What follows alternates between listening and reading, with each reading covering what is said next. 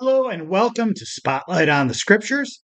I am Pastor Dan Wickert with Emmanuel Lutheran Church in Granbury, Texas.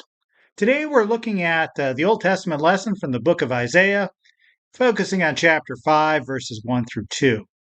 In this part of Isaiah, prophet is offering this metaphor of a vineyard. So this vineyard was created, it was invested in, it was put in a great place. It had all the things that a vineyard would need to do to make great grapes. So this great vineyard's all set up. It's got a great vat to hold the grapes. It's ready for production.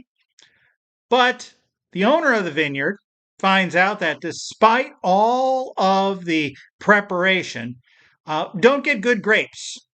The text says it yields wild grapes. Now, in our modern world, we sometimes think, well, wild is preferred. If you go to the grocery store, wild blueberries are supposed to be better than any other kind of blueberry. But that's not what's happening here. Wild grapes are grapes that aren't useful for wine. They're not useful for eating. They're only useful for birds to eat. So what the metaphor happens here is God puts all this time and investment into Israel. The prophets help. God's doing all the investments in his chosen people. But rather than having good fruit, the results of chosen people showing a great example for everyone else, God ends up with wild grapes, produce, results, things that aren't useful to the other people of the world. The chosen people are not producing what the chosen people need to produce.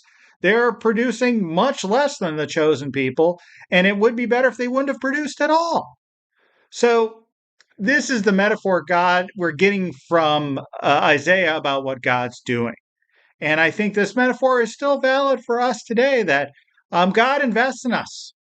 And we need to use that investment to help us, but also to help others.